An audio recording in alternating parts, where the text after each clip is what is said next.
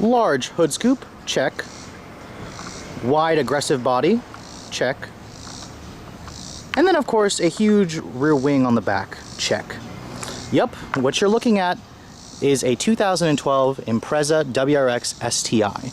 Now the STi name has actually been in the United States since 2004, and in case those of you may be wondering what in the hell does STi stand for, it stands for Subaru Technica International. And then of course you're probably wondering, what does WRX stand for? That stands for World Rally Cross Country. Now, the STi name is pretty much synonymous with rally car. This car is a street legal rally car that you can buy and drive on the roads legally. It's available as a as a sedan and a hatchback.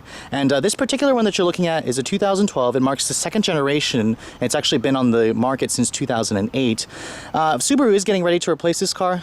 They already released the next generation Impreza. This car is coming up next. They already showed us the concept version of the WRX, but until then, this outgoing model is still a really good performance bargain today. You can distinguish an STi model from obviously the STi badge. It's got a slightly wider body.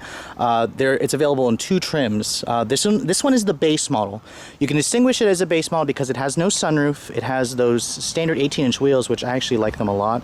The limited trim will give you the fog lights, the moonroof, the lighter weight BBS alloy wheels. But other than that, the STi comes pretty well equipped with performance features like Brembo brakes. You have sticky summer tires, sport tune suspensions, Subaru's SI drive selector system. I'll show you guys that when we get into the test drive.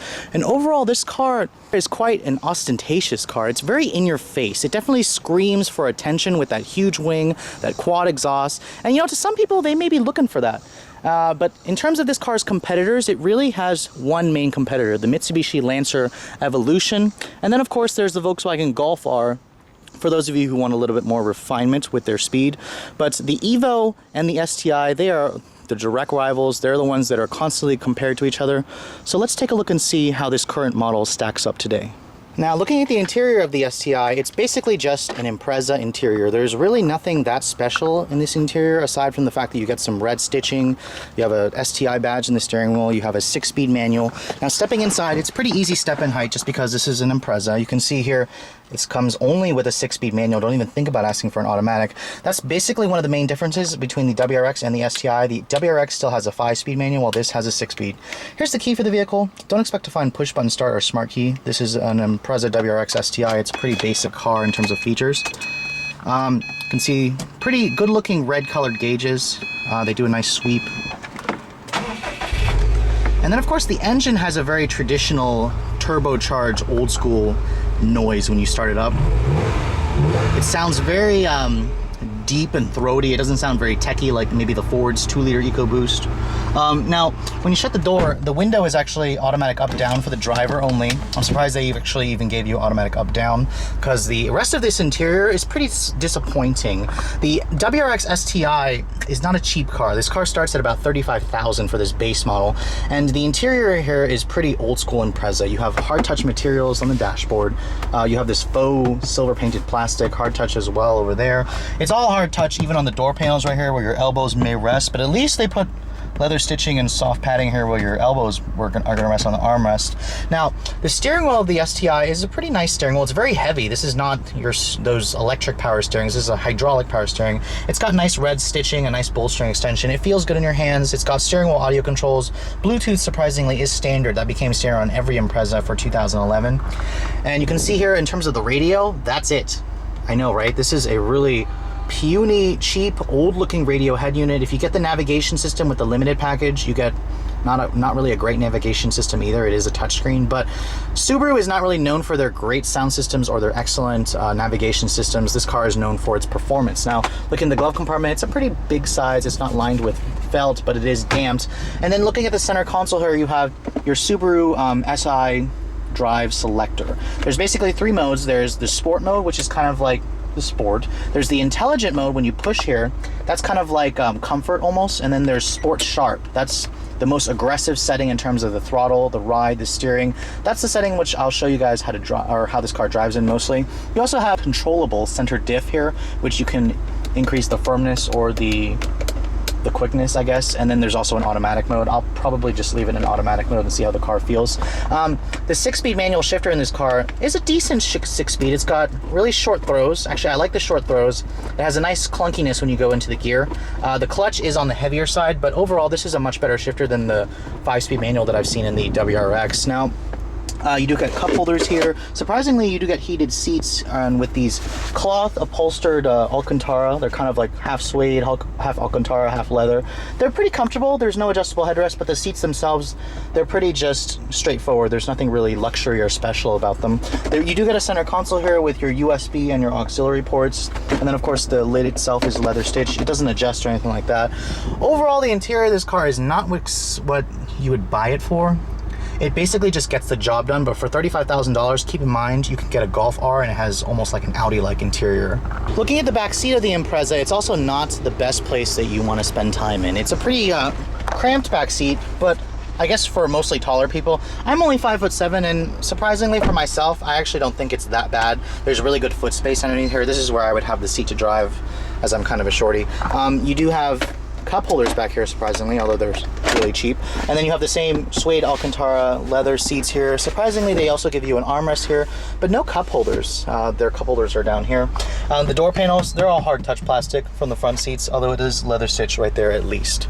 Now, looking at the trunk capacity, I would personally get the hatchback, which gives you much more space, but this sedan is not bad. It gives you about 11.3 cubic feet of space. It's a very big opening, and the seats do fold down 60/40, and then surprisingly, the trunk is lined. So overall, the trunk capacity of the sedan is not bad.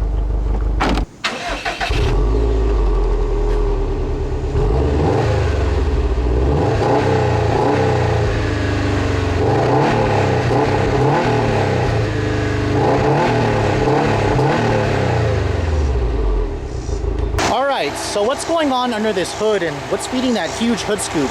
This is Subaru's 2.5-liter Boxer 4-cylinder engine. This is their older engine design. It's not the 2-liter engine that's in like the BRZ, for example, or the new Forester. The numbers are pretty impressive for this turbocharged unit. 305 horsepower and 290 pound-feet of torque. You can distinguish this as the STi from those red intake runners. I believe the regular WRX doesn't have them.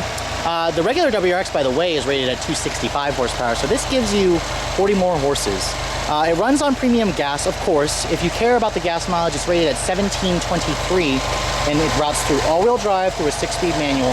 Performance for this car is mighty impressive. 0 to 60 times are about 4.5 seconds. There aren't very many cars that can challenge this car in its price range.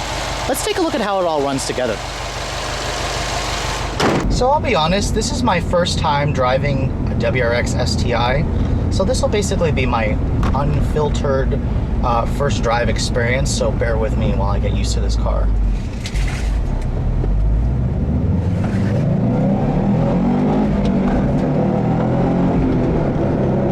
Whew.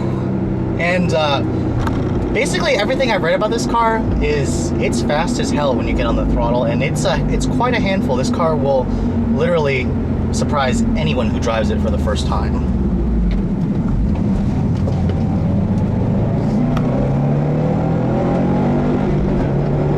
Whew. The limited slip diffs front and rear really ensure that there's a lot of grip. Combine that with that symmetrical all-wheel drive, and this car's not going anywhere. It basically sticks to the road, and it's quite a very secure car. It doesn't feel like it's going to kill me. I was actually expecting it to feel like it was going to kill me, but this thing just is a blast. And that 2.5-liter Boxer 4, however, it doesn't make the best sounds for me. I'm not really impressed with the noise it makes. It's a very boost-happy feeling turbo 4. This doesn't exactly really enjoy revving like the GTI's engine or the ST's engine. It feels kind of like the Speed 3's engine. And what you're also hearing pretty loudly is the exhaust. That exhaust has a rather annoying drone to it that would probably wear me down if I was going to take it on a long trip. Ignoring the fact that you're going to use this every day, when you go around corners, this thing just sticks to the road. Those summer tires are just fantastic. And then, of course, the Brembo brakes, they do a good job of bringing you to a stop as well. Now, when you are just driving the car normally, the clutch is rather heavy, and the engagement point is kind of in the right spot for me. Overall, it's an easier car to drive. I'm surprised at that.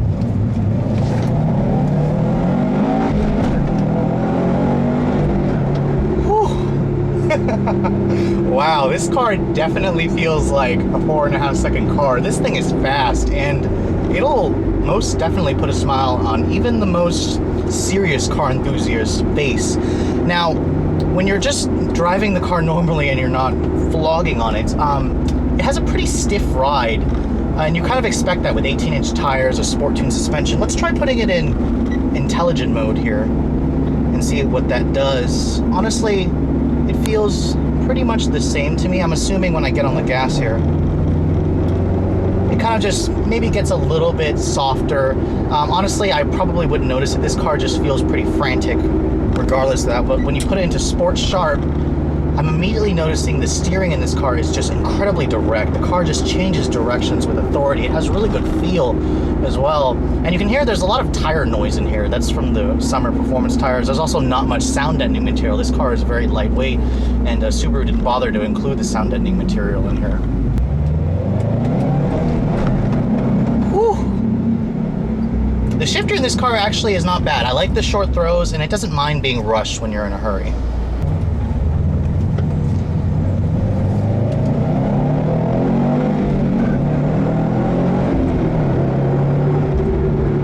Again, you can almost hear that blow-off valve in here. That it makes kind of like a whoosh noise when you are shifting the gears. And this car really will just make anybody excited. You'll basically get in this car and be super excited to drive just to your normal commute to work, I guess, per se.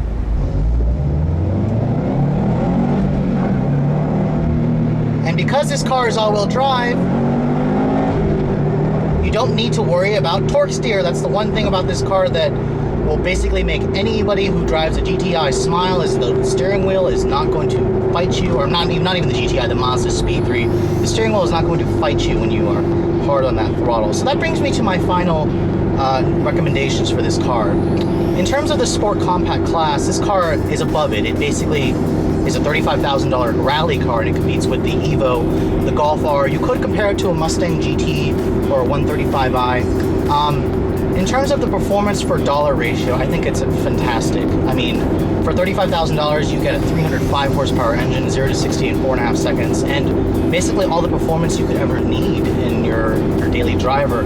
However, when you look at, if you're going to be one of the persons who drive this car on an everyday basis, you're going to use it every day to go to and from work, to take it on long road trips, this car will wear you down. It's got a very stiff ride, it's pretty noisy, it gets pretty awful gas mileage. 1723 is basically V8 numbers on premium gas. And to be honest, you could get a Golf R, which feels like an Audi, for the same money, and it gives you way more features, and it feels expensive, and it looks more mature. This car, what you have to get used to is the fact that everybody stares at you thinking that you're some kid who needs to grow up, because it likes to attract attention. That big wing and that hood scoop attracts attention. With all that said, hope you guys have enjoyed my overview of this 2012 Subaru STi. If you're in the market for something like this, make sure you pick one up while you can. Subaru is getting ready to replace it next year. Thanks so much for watching, guys.